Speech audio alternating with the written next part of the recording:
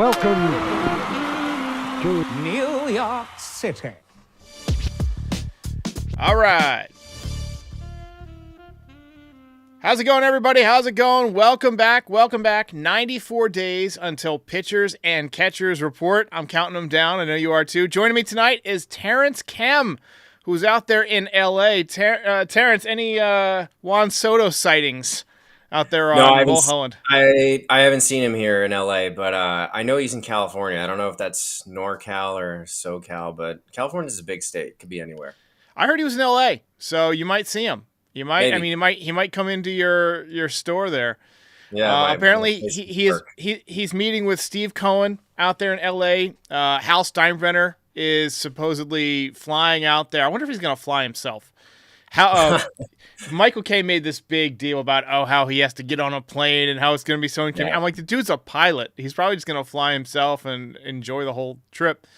I think Hal Steinbrenner just wants to get eyeballs on Juan Soto, look him dead in the eyes, and ask him the same question that he asked Aaron Judge, which is, do you want to be a Yankee, right? And if the answer is anything other than an emphatic, yes, I do, then I think that Hal might walk away. If he hems and haws and says, well, I want to see what other teams are offering, yada, yada, I think Hal will walk away. Because if you're handing out $700, $800 million to somebody, I feel like you've got to know that they're fully committed and they want to be a Yankee. Thoughts? Yeah, I totally agree. I didn't know he was in LA. I saw Arnold the other day though, so that was kind of cool. I didn't see Soto, but yeah, he's out here meeting with Hal. I think again, Michael Kay was making that huge deal about he has to fly out. Guy's a billionaire. He's flying on a private jet. It's not like he's flying coach on He's Delta. flying himself. He's a pilot. Yeah, like I don't think that's that big of a deal. And I think that I know what Michael Kay was trying to say in terms of he's been with the Yankees all year. Like, what else does he need to know about the franchise? It's a lot more about you made the effort. And I think that players want that. Scott Boras probably wants that. And it is a little bit dance for me, clown, a little bit. But I mean, Steve Cohen's doing it. I'm sure the Blue Jays are going to send some people out, or the Rangers, the Phillies, anybody who's checked in, the Rays. You know, I've also checked in on Sidney Sweeney. But I mean, yeah, I think that's kind of status quo. I was kind of expecting that to happen, and I totally agree with you. I think it's definitely going to be, do you want to be here or not, man? Because if you're going to make an enormous financial commitment like that, where you're going to tie up that much money in not just one player, but two players, because you're going to consider it between Judge and Soto for the next, 8 years during the duration of Judge's contract. That's an enormous commitment. You can't just be like, oh, yeah, I don't know. I want to see what other teams got. I do feel like it's a good sign that Hal is getting involved early, right? It tells me that the Yankees don't want to waste time this offseason. They want to get Soto locked up so they can focus on other things, or they want to find out if they're out on Soto. They're going to make the decision. It's basically going to be, look the guy in the eye and see how you feel about the situation. And if Hal walks out of there and says, I don't think he's coming back, or I think he's going to drag this out till February, I think you'll see the Yankees start with a flurry of other moves. They'll probably address first base. They'll probably go get another outfielder. I could see him getting Teoscar Hernandez. I could see him getting Anthony Santander, any other outfield bat. Because right now, I don't think they're going to bring back Verdugo, and the Martian and Judge are going to fill up two of those three slots. So they're going to need an outfielder. It's just a question of who. And I do feel like Juan Soto wants to be a Yankee, but I feel like he might want also to be like the highest paid player ever, right? I mean, what's going to be more important to him? What's going to be the thing that drives him, right? I do worry about the Dodgers, though, because they opened up right field. They said that Mookie Betts is moving back to the infield. They've got a healthy Shohei Ohtani next year pitching, although he did hurt he had labrum surgery, and they're saying he's going to be back in February. I've never heard of a guy coming back that quick from labrum surgery, man. I think they said, well, because it's his non-pitching arm, it's his left arm, but they think that he's going to be ready to pitch. He'll be ready for spring training, but ready to pitch, I think, in like April, not in spring training necessarily, a little late April. Yeah. So I think, but he's still going to be able to hit. So yeah, special player. Yeah, and they've also got Mookie and Freddie. I mean, and they got Glasnow's going to be healthy next year. It sounds like they could get Roki Sasaki. We'll talk more about him in a little bit. But right now, the Yankees do not have a cakewalk to getting Juan Soto. This is going to be a really, really tough negotiating session because I feel like Cohen is really dead serious. The fact that he's been this aggressive this early tells you that like there's a massive offer coming. And if it's all about money, I think Soto's gone, man. I think if it's all about money, I think he's gone. I definitely think it's all about money. So I've kind of been saying that I don't think he's coming back. And I want him to come back. Don't get me wrong. I'd love to have Juan Soto for the next 15 years. But I don't think he is coming back. I personally see the Mets as a way bigger threat than the Dodgers due to a couple of reasons. First of all, Jeff Passan made this point, and this is kind of a silly reason, but it is kind of true. His home country of the Dominican Republic is far away from California. Think he kind of wants to have a little bit of that easier access. Most guys that play on the East Coast, their spring training facilities are in Florida. They usually live in Florida in the off season. Then you can kind of just puddle jump between the DR and Florida there. But when he was a Padre, I don't really think he was an enormous fan of Southern California. And LA is really also that. Yes, it's a more kind of luxurious franchise and maybe sort of the Yankees of the West Coast, if you will. But I don't think he's maybe that interested in going to California and playing the rest of his career there. I see the Mets as a way bigger threat. And I also think that Steve Cohen, being the owner of the Mets, is literally going to be like, dude, what do you want? Tell me about San Diego. Is San Diego a large market, or is it more of like a medium market?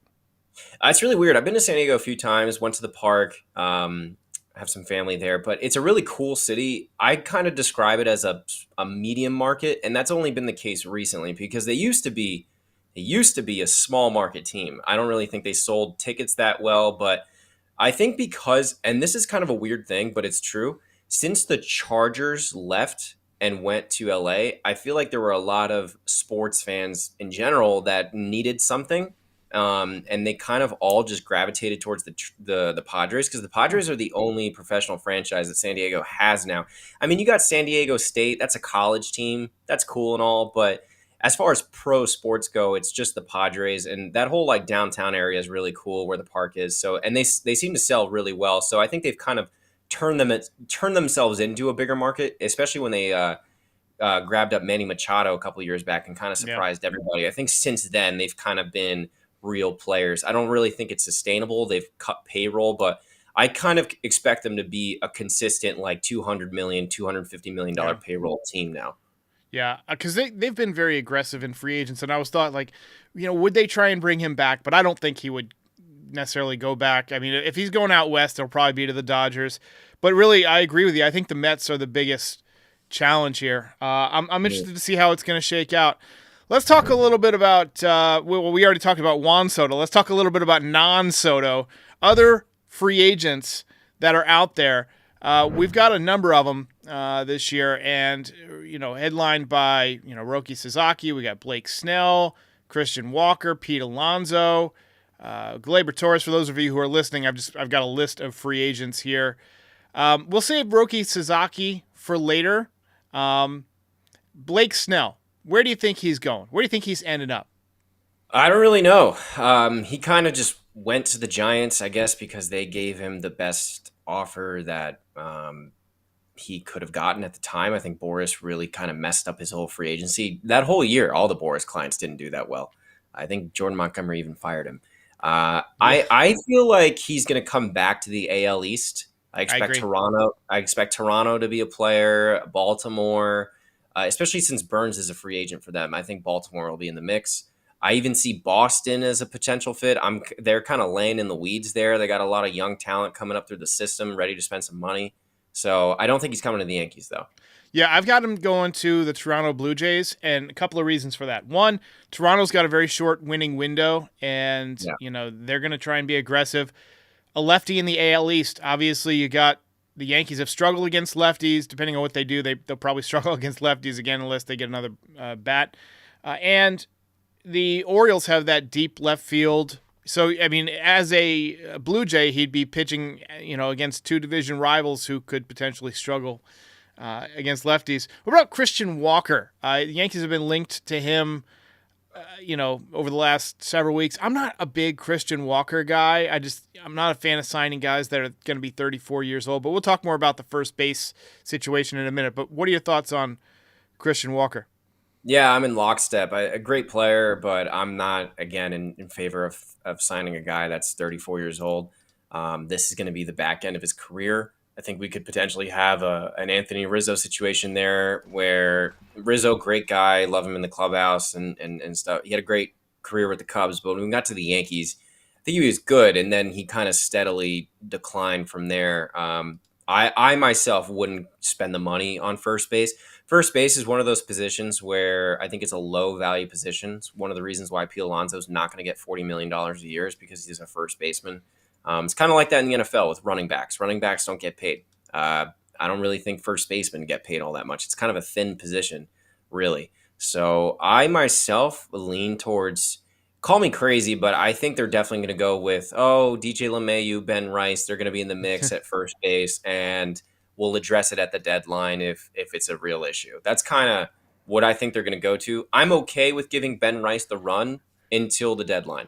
Let me just recenter the conversation here. Where do you think Christian Walker's going? This is a free agent prediction segment. Where is he going? I it's hard to tell. Like, I honestly, back to the Diamondbacks. I don't see him leaving. Like, I think he just stay at the D-backs. There isn't really a team out there that I think, maybe the Mets if they lose Alonso, but probably stays with the D-backs, honestly. I think he's comfortable playing. That's what I have, too. And I also have Pete Alonso going back to the Mets. Let's talk about Gleyber Torres. Where do you think he's going to fit? Because we haven't really heard much talked about him. I have a team very much that I think he's going to. I think he's going to Seattle. I also have the Mariners written down here on my notes, Yeah, guys, we haven't compared notes. This is totally blind, by the way. Yeah. So we just think alike, I guess. But I have him going to Seattle. They don't have a lot of bats, great pitching. I think the smaller market's a fit for him, stays in the American League. I think he'll play great there, and they have the hole for it. I think he's just a fit there, honestly. Yeah, big outfield. I feel like his batting average would jump with his contact ability. I think he'd hit 290 in Seattle, and they need some offense. Willie Adames, another guy, it's hard to tell. He can play short. He can play third. I could see him ending back up with the Cubs. They're trying to compete. They've got Craig Counsell's their new manager. They're trying to, add a little bit. I can see him going back. Any thoughts on Adames? Adames, either going to the Cubs or staying with the Brewers. I've heard the Mets are sniffing around, but they want to put him at third for some reason, even though Mark Vientos has kind of emerged as their third baseman. I don't really think that makes a whole lot of sense. Maybe the Blue Jays. I don't really think Bo Bichette has been that reliable for them. I think the Blue Jays, again, trying to compete, especially if they miss out on Juan Soto because they've checked in on him. I could see Adames going to the Blue Jays. I think I'll go with Toronto. What about Alex Bregman? This is a really interesting one because he's a career Astro and he's really kind of associated with the whole scandal. I think that fan bases, especially Yankee fans, obviously really think of him as that. I don't really see him leaving Houston. I think that they're a pretty good fit, but I don't really know the direction they're going to want to go in if they want to trim some payroll and maybe they think he's a declining player. He's a pretty undersized third baseman. I think he almost profiles better as like a second baseman or even put him in the outfield if he can play it. But I think I see him staying in Houston. I don't think that he'll be leaving Houston. Let's pull up Alex Bregman's numbers. I don't think he's leaving either. I think he's going to stay in Houston. They still got a pretty good ball club, and his swing is meant for that Crawford box in left field. Yeah. He doesn't hit the ball the other way much. Like, if he came to Yankee Stadium, I think his power numbers would drop. And like you said, this 2017 Astros scandal, just a stench attached to him that I don't think Brian Cashman wants to touch. What about Max Fried? We've heard about the Braves being linked to him, the Rangers obviously linked. I wouldn't be shocked if he stayed with the Braves, but I also wouldn't be shocked if he took a big contract elsewhere. I could see him going to the Dodgers. Dodgers could use some pitching, honestly, more than they could use Juan Soto. I could see them spending big on pitching, and him or Corbin Burns or Yusei Kikuchi. Like, those are the types of guys that I could see the Dodgers investing in. No, definitely. Max Fried, again, career Brave. I think I lean towards him staying in Atlanta. I think he likes it there. But another team I think I could see him going to is San Francisco. They can't give away their money. They're probably going to lose Blake Snell. They want to replace that lefty in their rotation. I think him going to San Francisco probably makes a lot of sense for them. I don't know if Fried would be interested, though. Yeah. Be interesting to see where Fried. I could also see Fried going to the Blue Jays. Same reason that Blake Snell would go. I could see Fried going to the Orioles. I could see him doing well there. I could see him going to the Yankees. Honestly, if they were spending on pitching, he seems like the type of guy they would go after. Tyler O'Neill, I think he's staying with the Red Sox. He's a perfect fit for the Green Monster. If he can stay healthy, I mean, he's a 40 home run guy in Boston. Yeah. Teoscar probably going back to the Blue Dodgers. Jays, I would think. I mean, the Dodgers, yeah. Dodgers, yeah. I said Dodgers. He was a Blue Jay before, yes. Yeah. Sorry, brain dead. I also said that Willie Thomas was staying with the Cubs, but I meant he was going to the Cubs. I'm a little rusty, man. Take a couple weeks off here. Take a couple weeks off, and it's I've been on vacation all week, and I'm trying to get back in the swing of baseball here. Anthony Santander, I can see the Yankees being interested in him. I think he's the Yankees' fallback option if they lose Juan Soto. Yeah, definitely. I think him or Teoscar would be the two fallback options if they lose out on Soto. What did he hit? Like 43 home runs with the Orioles, somewhere around there. So pretty good player. I don't know how old he is, but that would definitely be in consideration. I think I see him staying with Baltimore. I want to say staying with Baltimore, but I could see a team like the Cubs scooping him up, maybe even the Red Sox, Blue Jays. But I think I lean towards him staying with the Orioles, unless, again, if the Yankees lose out on Soto, I think that changes a lot.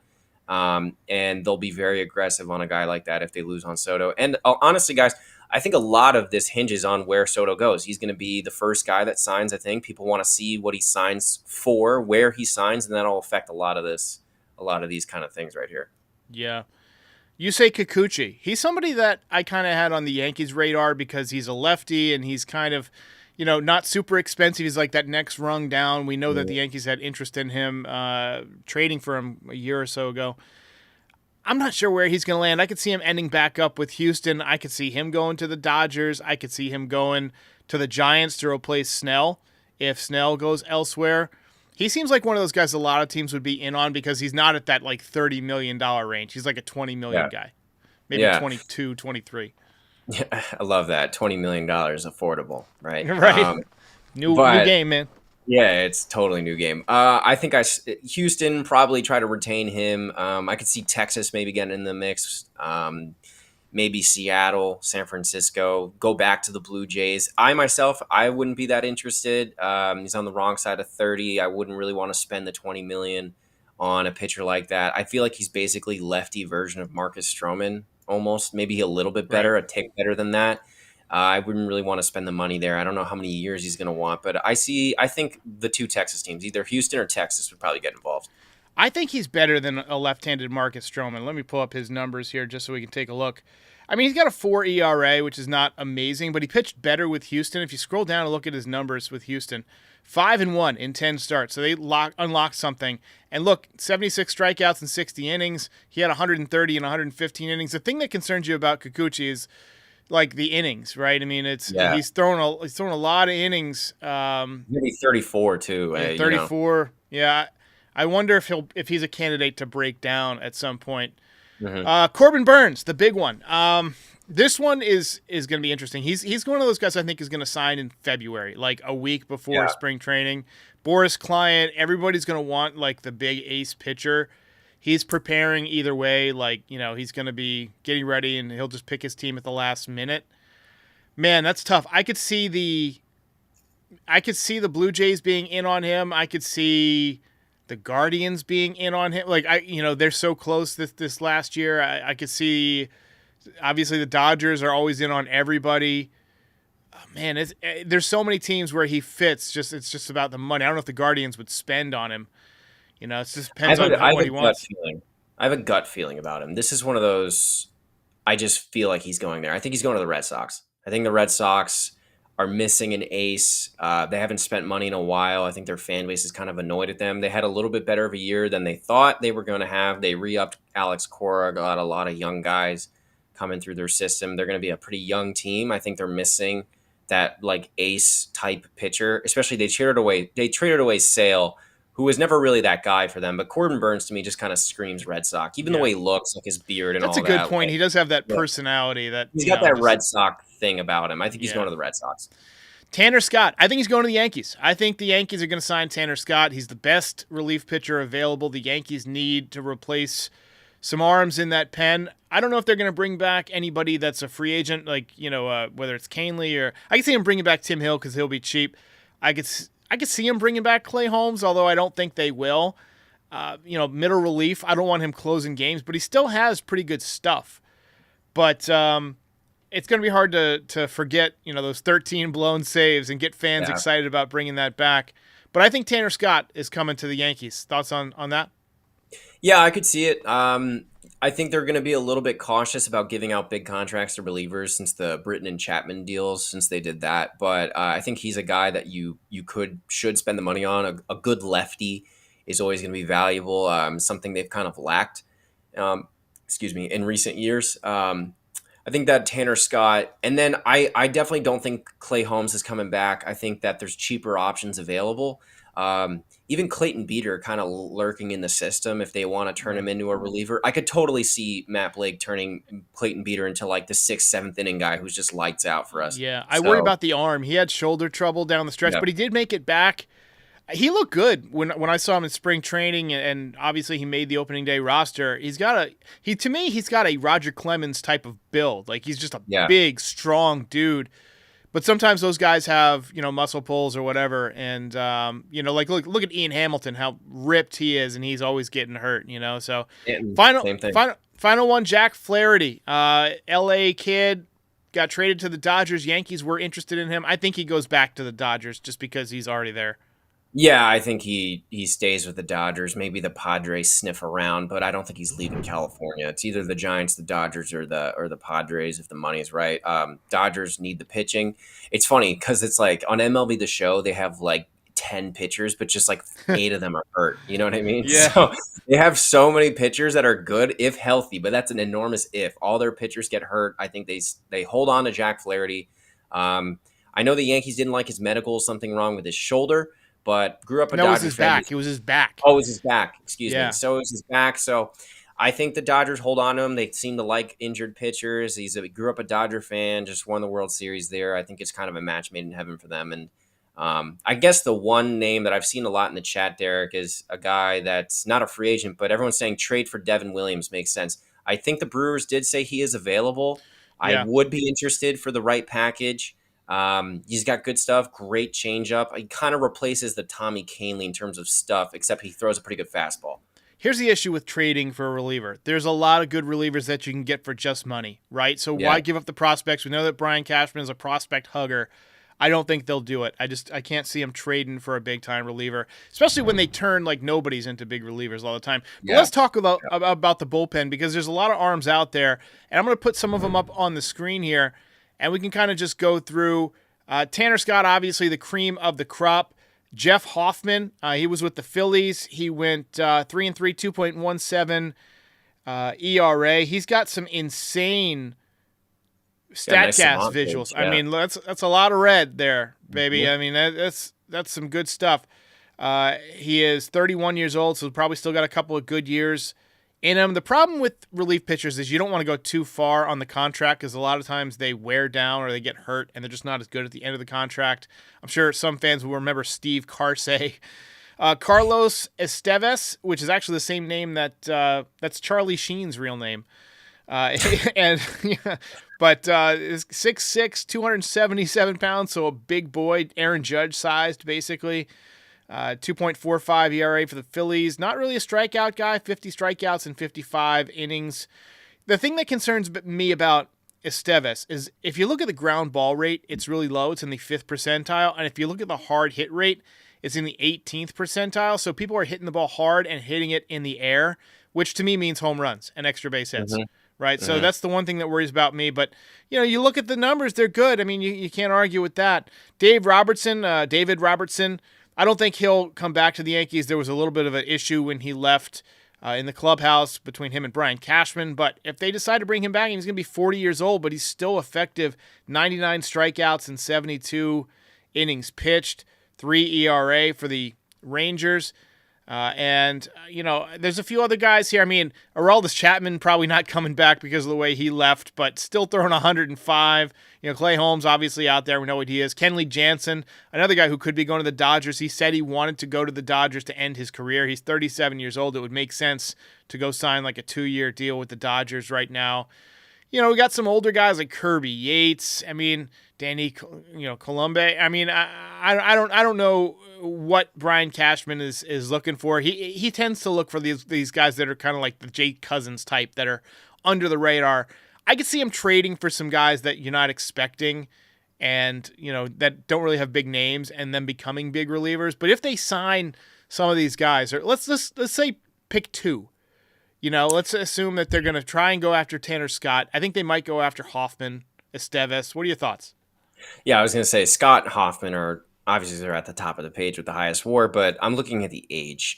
Age is definitely a factor with relievers. They burn out pretty quickly. The other guy who's the younger person on this list is Leclerc.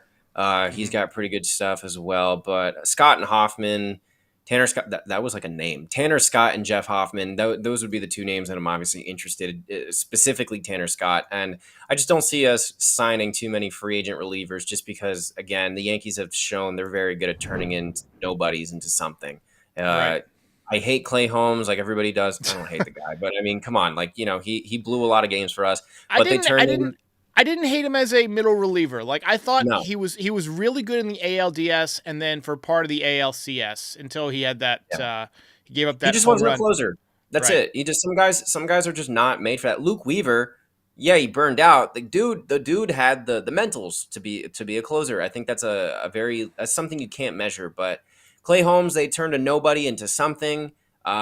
Jake Cousins, they did it with him. There's just so many examples with this regime, with Matt Blake and Brian Cashman. They have their issues, sure, but Matt Blake can turn some randos into good relievers. Yeah. I don't see them spending a lot of money on relievers, especially since the whole Britton Chapman thing. So Scott and Hoffman, the two best arms, they'll maybe try to spend money on those guys, and then they'll fill in with the nobodies like they normally do.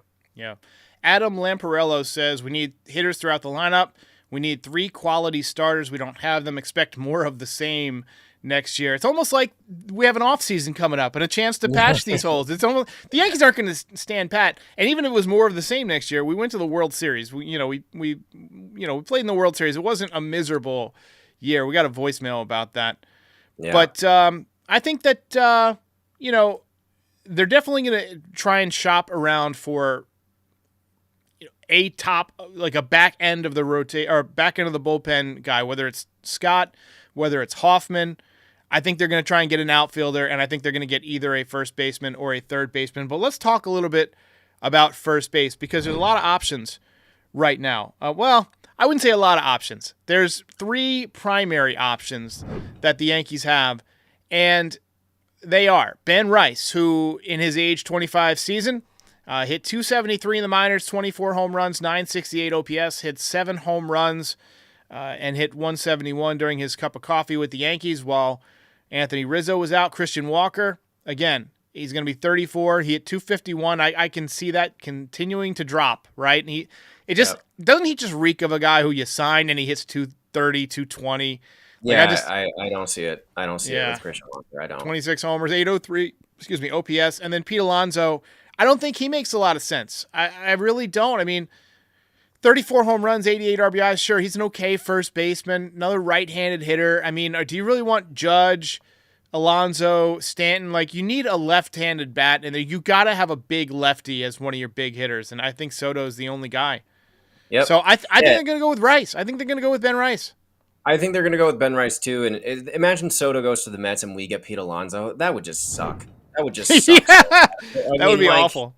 That would be awful. I hate that. I don't want either of those free agents. I don't think they provide a lot of value due to age and their numbers and the way they fit with the team. They're good players, but it's just not for us, man. I'd rather go with Ben Rice and just see if he turns into anything. And if not, I would address the position at the deadline. I'd much, much, much rather them go after a third baseman. And then they're going to be like, DJ LeMahieu's in the mix for first base. I'd rather No. look in the field. I'd rather put DJ at first than third. Like, let's just be kind of clear about that. I don't think even it's want probably DJ gonna be on the easier. field. Like, I don't even want DJ in I the don't. organization. I know they owe him $30 million, but he's clearly done. We talked about this the other day about how the Yankees are so stubborn. They always think that they're smart and where this guy's going to turn it around. Yeah. Father Time has caught up with DJ LeMahieu. Derek, I'm in lockstep with you. I think they should eat the contract. I'm just saying, like, this is what they're going to do. And when they do this, I would rather put him at first than third. So my main thing is I'd rather make a trade or sign a free agent to play third than have a first baseman that we sign. I'd rather just roll with Ben Rice and then address it at the deadline and find a third baseman. I'd much rather go that direction. Adam says, Ben Rice, are you kidding? I think he'll be better second time around. Like, he has a good swing. He had a couple of holes in his swing. I think he was pressing a little bit too. Yeah. Knowing that Rizzo was coming back, I got to keep hitting or whatever. I think he'll do better second time around. And a left-handed hitter in Yankee Stadium, I mean, there are worse outcomes than that. Let's talk a little bit about the man of the hour, and that is Roki Sasaki. We've seen a lot of reports that the Dodgers are interested. Pretty much every team is going to be interested because he's going to get basically an amateur contract. I mean, you're signing him for the bonus pool money, and then he gets a rookie contract. Any thoughts on Roki Sasaki? I'm hesitant because I feel like despite the cost being relatively cheap, I feel like he's going to spend his entire career on the injured list. He strikes me as the Jacob deGrom of Japan, where he does things that are humanly almost impossible, right? I mean, and we saw his numbers tick down, his metrics tick down a little bit already this year at 23 years old. He does have great numbers in Japan, 2.02 career ERA. Turned 23 years old just a week ago, 2.35 ERA this season, 111 innings pitched, 129 strikeouts, 32 walks, so good command. What are your thoughts on Roki? Well, I remember watching him in the WBC pitching for Japan, and then that offseason, Yamamoto was the big fish, and we were obviously in on Yamamoto, but I remember thinking, like, this is the guy. I would rather Sasaki over Yamamoto. I mean, this guy's got filthy, filthy stuff. It's just that the way he's built, he's like 6'2" and like 170. So he's very wiry, and I do think Tommy John is in his future, but because all it's going to cost is the international signing bonus money. Like, it's worth it. I just think it's worth it. Teams are spending $40 million on guys that are getting Tommy John. So this is worth noting, though, Derek. I have the international bonus pools listed, like what teams have. The Dodgers and the Giants actually have the least amount of money out of the whole league at $5.1 million. So maybe something to consider there. They would have to blow the whole pool money on it, but they have the least amount of money. I read something else. Dodgers. I read that the Dodgers have the most amount of money for international pool. I think MLB international pool money. I think you get a maximum of $5.1 million. That's what the maximum is. I think you got your numbers mixed up there. And then the Dodgers have added on, I believe, 2.5 on top of that because you can acquire. This is from MLB Deadline News. I have the Yankees with 6.2 international. Well, we'll ask the audience to fact check that. But probably should have looked up those numbers. But I read that the Dodgers have the most that they to offer. Look, if that's the case, even regardless, I think the Dodgers are heavy favorites to sign him. I mean, they already got the other two Japanese superstars. It's the whole closer to Japan situation. I think everyone is sort of kind of chalking that up that they are the heavy favorites to sign him. Maybe Seattle, just because Ichiro played there. Seattle's kind of like a franchise over there in Japan. Yeah. And again, it's still on the West Coast, but yeah, if I'm the Yankees, I'd be very, very, very interested. Yeah, it'll be interesting to see how it shakes out. It's going to be a fun winter. A lot of moves coming real soon. Usually right around Thanksgiving is when we see the first people sign. There might be one or two people who sign early, but then we'll see the relievers start to drop off in like mid-November, and then you'll see the first big position player right around Thanksgiving, and then the winter meetings in early December is when we're going to see the bulk of the movement. And then we'll see guys like Corbin Burns sign late January, early February as teams are getting ready to report to camp because he's going to get the biggest contract. of any of the starting pitchers out there. So I think that's what every team is looking for, starting pitching. And obviously, Juan Soto, I mean, he's the elephant in the room. You know, if he signs with the Yankees, I think it'll be rather soon. The longer it goes, I think the chances that the Yankees have drops more and more each day. Yeah, I see him signing during the winter meetings. To be honest, I think that's when a lot of stuff's going to go down. But he's going to take his time. I saw some Mets account was like, room insider. The deal is done with the Mets. It was like the third day of free agency. I was like, look, even if he ends up going to the Mets, he's not signing on the third day of free agency. He's going to take his time. He's definitely going to take his time with it. I think he'll sign during the winter meetings. Maybe the Yankees will get an early Christmas present. I don't know, but that's probably when it gets done. All right, appreciate it, TK. We're going to let TK go. I've got to run a quick ad, and then I'll be back with your voicemails. TK, we'll talk to you later on this winter. See you guys. Are you looking to bring those autumn vibes into your kitchen? Have you tried HelloFresh? It's America's #1 meal kit, and they give me over 50 recipes to choose from every week. The ingredients come pre-portioned and shipped right to my doorstep. It works for both picky eaters like me and if you're trying to stick to a specific lifestyle. HelloFresh has something for everybody. They offer options like fit and wholesome, quick and easy, or vegetarian, whatever fits my mood that week. HelloFresh helps me eat healthier and keeps my reputation as the go-to chef at home. I'm bringing variety to the dinner table without the hassle.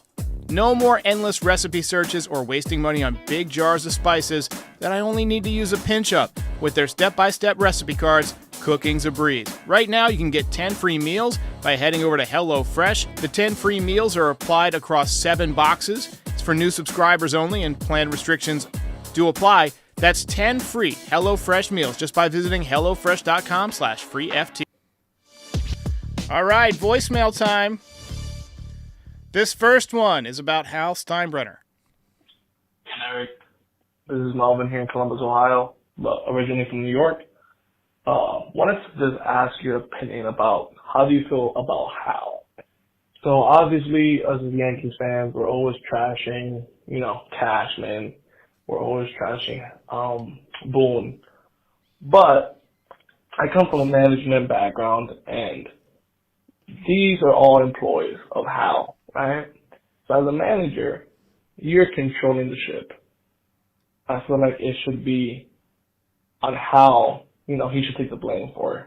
We should give Hal the blame, not Cashman and Boone, because he's keeping these people on his payroll, So I feel like my opinion might be that, as Yankee fans, we need to shift the blame to Hal and have him hold these, Cashman and Boone accountable.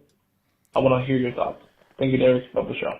I mean, you're not alone in thinking that. I mean, how accountable can you hold people for making it to the World Series, for winning the American League pennant?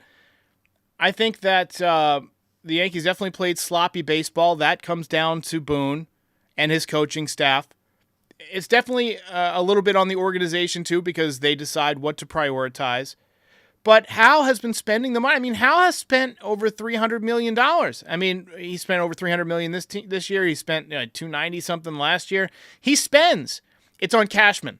Now, if you want to blame Hal for keeping Cashman around, I can get on board with that, because I feel like Cashman should have been gone after the 2004 collapse, right? I mean, the Yankees won in 2009, but that wasn't on Cashman. That was Hal buying the 3 best free agents. Let's be honest. So, I mean, I hear you, and I hear the complaint about Hal, but I think Hal is doing what he can do. He stepped in to personally sign Judge. He's getting on a plane to California to go try and sign Juan Soto. Let's hope that Soto gives him the answer that he wants when he asks him, do you want to be a Yankee? And we'll find out what Hal's made of. Hey, Derek, this is Harrison. I wanted to get your thoughts about what we should do in the pitching. I know in your blueprint video you really didn't make any additions to the starting pitching at all. I agree with you. I don't really think we need to add any starters. I've seen a lot of people talk about getting Blake Snell, but I think that would be a terrible idea for a few reasons. Number one, yes, Snell's peak, he could win a Cy Young, but Snell also goes several months with a 5 ERA, and the last thing we need in our pitching rotation right now is more inconsistency. I would be fine signing, a mid-level starter, a 3-4 guy, if we know we can get solid, 3.5 ERA baseball out of him for an entire year. But as I see it right now, I think our pitching rotation is set. Again, just want your thoughts, what you think about Snell. Thanks. I like Snell. I like Snell as a pitcher. I don't think that's where the Yankees are going to allocate their money, though. I mean, they were the only team entering the playoffs that had 5 healthy starting pitchers. They actually had 6. Cortez, not going to be healthy next year. He's got the elbow injury. I expect him to be hitting the shelf by May. And then Marcus Stroman is going to fade down the stretch. So really you can count on having 4 starters. Garrett Cole, who knows with the elbow. Luis Gil, who knows after the workload this year. Carlos Rodon, who knows, period, what he's going to give you on any given day. Clark Schmidt, he had the oblique thing, but I think he's going to be a really solid pitcher next year. I think the oblique thing was just kind of a freak occurrence because he's been mostly healthy for his career. I don't see them allocating money to a big time starting pitcher. I could see him getting a back end guy like Kikuchi, or somebody of that ilk. But I don't see them spending big. What's up, Derek? Just calling in with a little reflection here on the what was of the 2024 season. I'm probably a little bit younger than you, but I was alive for all the 90s. All the 90s runs there. This had to be one of the more fun seasons I can remember, at least in recent history. I mean, obviously going back to 2009, but man, this was a good team. We had a good shot. It was a fun year. It's definitely going to look a little bit different next year, and I'm kind of excited to see what that brings. I'm not sure if we will be the top dog bringing in Soto. I kind of have a feeling that that's going to be Cohen, and I think that actually could be fine if we properly fill the rest of the roster. You just don't want to go necessarily too cheap, but it's hard to obviously get an all-star at every single position, but I think they got a good shot to fill out another really good competitive roster for next year. All right, man. Can't wait to see what happens here. Hope to see some more off-season content. Brian, always with the hopeful comments. We got Adam here in the chat who says that Giancarlo Stanton is a bust. Oh, my God. We can never call Giancarlo Stanton a bust again. After the way he performed in the postseason now a couple of times, and he just won ALCS MVP. He carried the Yankees to the World Series. He hit a big home run in the World Series. He was one of the only guys who hit in the entire postseason. We got to chill on that. The dude is now Yankee legend. I mean, even if they didn't win the World Series, like his postseason bona fides alone are enough to keep him on this roster and make him not a bullpen or not a bust. Jaden Pagan says, what about Severino to the bullpen? Why would he do that? He can get money elsewhere as a starter. I wouldn't count on it. All right, ladies and gentlemen, thanks for watching. Obviously, it's been a tough winter for the Yankees because we're not sure about Soto. We're coming off of a terrible loss. If you lose a game like that in June, it stings for a couple of weeks. And to lose a game like that in Game 5 of the World Series with that historically bad 5th inning, it's going to, some of us may never get over it, right? I mean, some of us, I'm sure Judge will never get over it. I'm sure Garrett Cole's going to be having bad dreams about that, first base play for the rest of his life. But as fans, our job is to look forward to next year and to, root for our guys to get better and support the team. I do think that they're going to make an effort to get back to the World Series and hopefully have a chance to win it. The Dodgers are going to be great. Dodgers are going to be dynasty level good, especially if they get Soto. So I worry about Cohen. I worry about the money that they're going to throw at him. I don't know that Hal can compete. So Hal's going to basically ask, do you want to be a Yankee? And we'll find out. We'll find out what his answer is pretty soon. All right, ladies and gentlemen, I'll catch you guys later on this week, probably Friday night. I think we're going to be back with Aiden Deschamps, and we're just going to talk a little Yankees baseball. I'll catch you next time.